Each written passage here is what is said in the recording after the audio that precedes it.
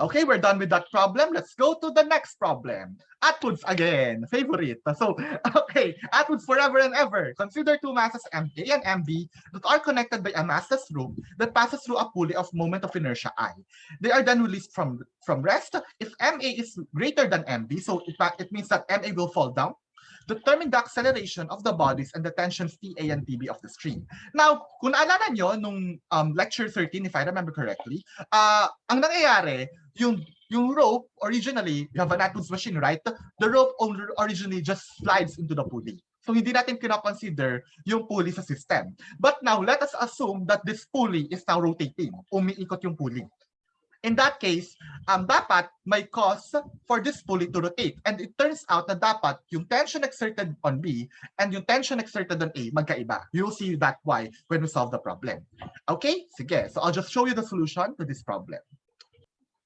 Okay, so I'll just show you the solution to this problem. So again, you have two masses that are connected by a rope that passes through a pulley. And we will assume that the rope, when the object A falls down, of course, in that case, magkakaroon yan ng angle ng acceleration A. And then B will, of course, go up with some acceleration A. Again, we will still assume that the rope is out here. Therefore, the acceleration experienced by A and B is the same. And also, ang mangyayari, of course, edi ikot yan, edi bababa yung A, aakyat yung B. Ang mangyayari, si pulley iikot with some angular acceleration alpha.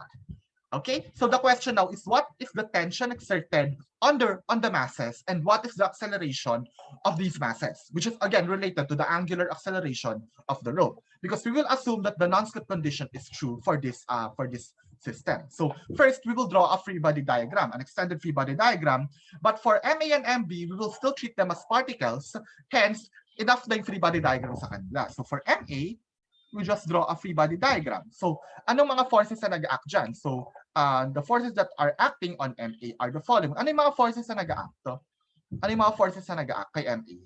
Tension and weight. It's just tension and weight, obviously. So, parang ganyan lang din naman kagaya ng last time. So, I'll just draw it as tension and weight. So, and then, wait lang. Before I do that, lagay mo na ko ng malaking dot dyan. And then, so this is tension, TA, and weight MA G vector. Okay. Now for MB, what about for MB? Again, this is just again a free body diagram kasi we are treating again these two masses as particles. Hindi naman kasi importante yung torque dyan. So you can always treat it that way. Anong magiging forces lang na nag-act dun sa two masses? Same with MA, ganun pa rin pero iba yung labeling. So I have a tension that's acting upward and then a weight that is acting downward. So, may ganyan ako. Tapos, meron akong drawing na malaking dot dyan. Tapos, you have TB. Masyadong makapal to. You have TB. And then MB. G. Tama? Tama? Yes. Tama. Now, ngayon, specify natin yung direction ng acceleration. So, MA will fall down. So, therefore, the acceleration of MA is downward. Whereas the acceleration of MB is upward. Okay, just like the usual. Now, punta tayo ngayon sa pulley. Ito yung importante, yung pulley. So, the pulley is now an extended free body diagram. Extended free body diagram yan. Tapos, so, therefore, kailangan kong i-specify yung shape nung body. So, mag-drawing ako dyan ng bilog. Okay, I'll draw a circle. Just a rough sketch of the pulley, which is a moment of inertia I. And then what I will do is I'll draw the forces that are acting on the pulley. Ang tanong, saan nag-act yung forces? Okay, let's say for example, we have tension A and tension B. Saan dapat mag-act yung tensions? So, again, importante na dito saan sila nag-act. Sa gilid.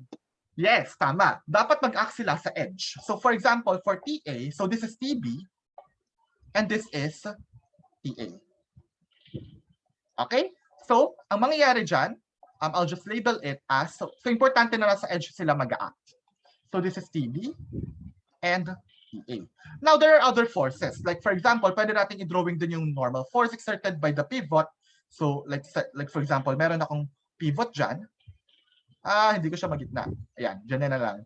Sorry for that. Hindi ko magitna eh. Ewan ko ba dito sa drawing. Tapos, may weight din yan. Hindi ko magitna. Anyway, ganyan. Pero these two forces are not important in our analysis for now. Kasi alam natin na yung pulley, hindi yan babagsak. Matakot ka pag bumagsak yung pulley. Okay, so these are not important forces. Ang importante lang sa atin for now are the two tensions that are acting on the pulley. Okay? Sige, questions? None so far. None, Now, sir. thank you. So now we will also label this to be R, or the radius of the pulley. So given yung radius of some R, by some R. And the moment of inertia of that pulley is let's say I. Now, okay, so after doing the free body diagram, so let's set up the equation of motion, as usual. The equation of motion ko dyan. So for the first mass, so we can just use our Newton's second law. So for MA and MB, use Newton's second law, or ordinary use Newton's second law. But for the pulley, use Newton's second law for rotation.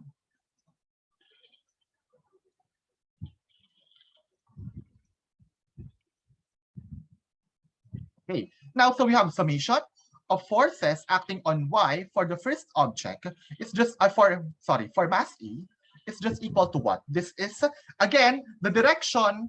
I will assume that the direction of the acceleration is the positive one. So for mass A, this is my positive Y. For my mass B, this is now my positive Y. So in that case, anong magiging direction ko? So we have MAG, MAA, ang weird ng notation pero sige.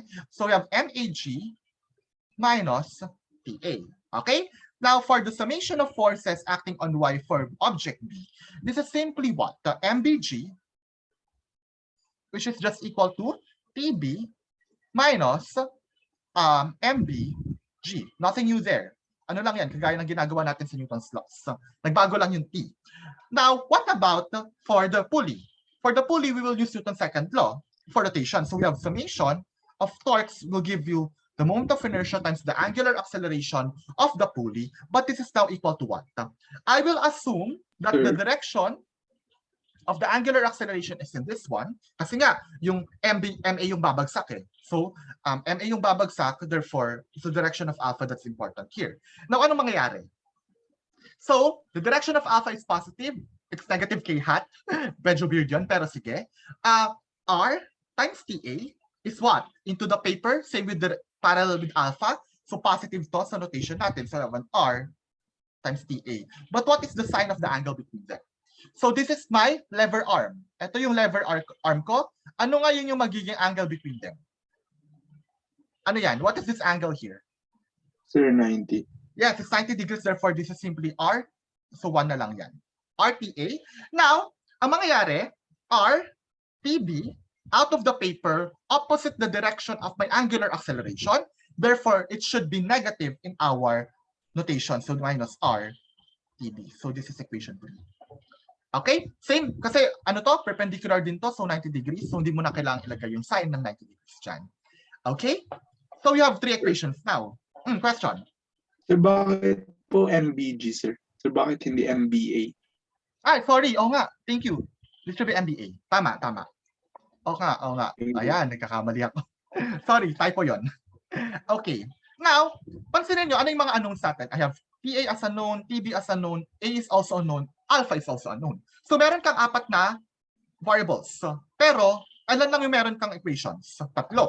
Kulang ka pa ng isa kasi you need 4 equations to solve for 4 unknowns. Ano yung kulang? Ano yung kulang? Yung constant. Sir, yun ba? Remember, we are assuming assumption.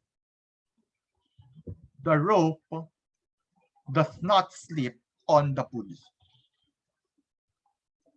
Do not forget this assumption kasi it turns out that if we have that assumption, A is R alpha. This is equation 4. That's our 4th equation. Okay? Kuha? Nakuha? Yes, sir. Nakuha? Okay. So, yun yung magiging, we have 4 equations in 4 unknowns, and therefore, di ba, ang hassle, solve ka ng 4x4, ng system of 4 equations. Note, simpleng case lang to. Marami pang mas jijing case dyan. Pero, nakita nyo na yung difficulty ng problems, yung challenge ng problems. Now, the question now is how do we solve this expression? So, medyo hassle siya. Ang unahin kong i-solve ay A. acceleration. Why? Because it's the one that's common in the 4 equations. Para kaya mas madali siyang i-solve. So what we will do first is solve for A first. Add equation 1 and equation 2. Okay, edi pwede mo nang i-add yan and say that A, quantity MA plus MB is equal to MAG minus MBG plus TB minus TA. So this is equation 5. So, tama? Tama, di ba? Now, for equation 3, we can simplify these things. So pwede mong isipin yan na substituting equation 4 to equation 3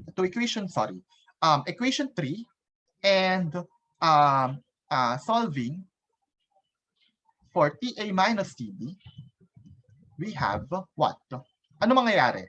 So I have an I alpha or I quantity. This is just means that if alpha yung given, so pwede kong isolve yung alpha. This is just A over R. This is simply A over R, which is equal to R times TA minus TB. So this is equation 6. And then I can do more kasi pwede kong divide both sides by R yan, implying that I over R squared times A equals TA minus TB. This is equation 7. Pero ang pwede kong gawin ay from equation 5, I can rewrite my equation 5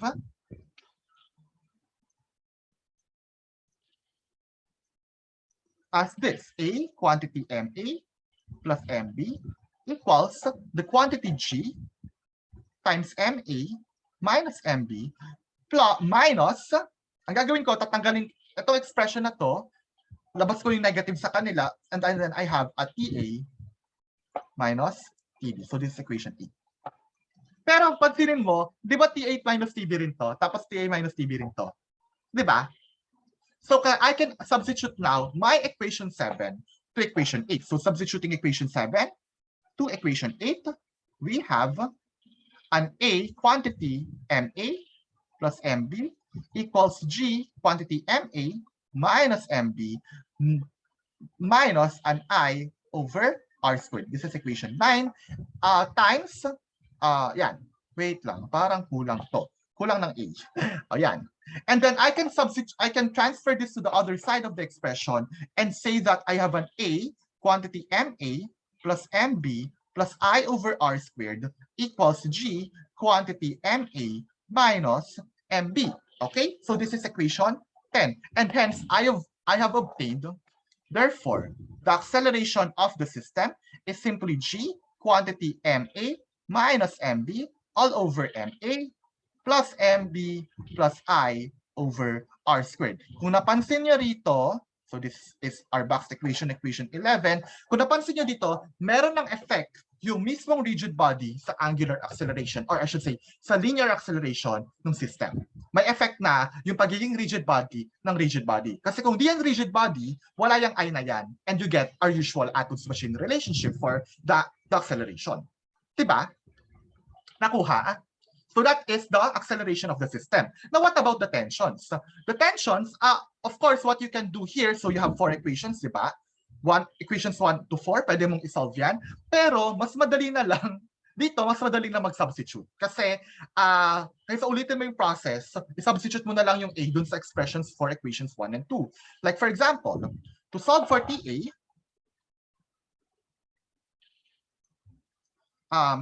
substitute equation 11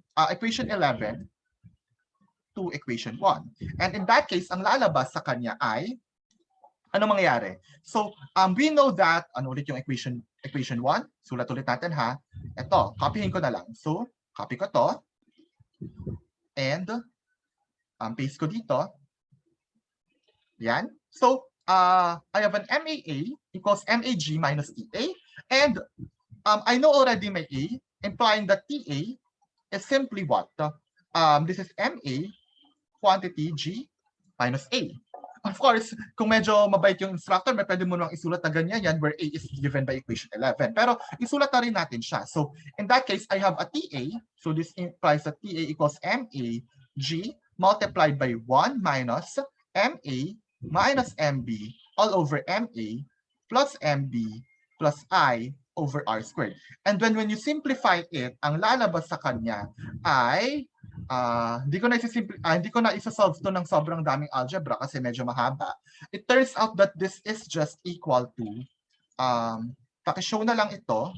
Medyo so this implies that TA is simply MAG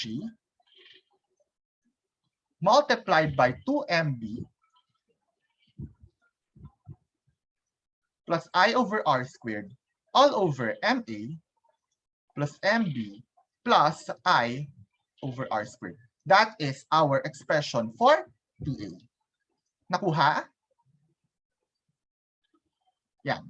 Yes, sir. Nakuha? And then for TB, we substitute equation 11 to equation 2, and therefore we have MBA equals TB minus MBG, implying that TB equals MB quantity G plus A. And thus, ang mangyayari lang ay, although this means that TB equals MBG multiplied by 1 plus MA minus MB all over MA plus MB, kulang, MA plus MB plus I over R squared. And from that, one can show that TB equals what? This is simply MBG. Paki-check na lang ito, times twice of MA plus I over R squared all over MA plus MB plus I over R squared. That is our expression for TB. Okay? Nakuha? Nakuha to? So the point here is yung ginagawa natin sa systems of equations before, medyo humaba lang ng konti. Pero the technique is still the same. Parehas lang yung technique sa ginagawa natin. Just like before. Nagdagdag lang tayo ng ang tawag dito, non-step conditions and so on. Okay? Sige. Questions? Questions? May tanong? None. None. Okay.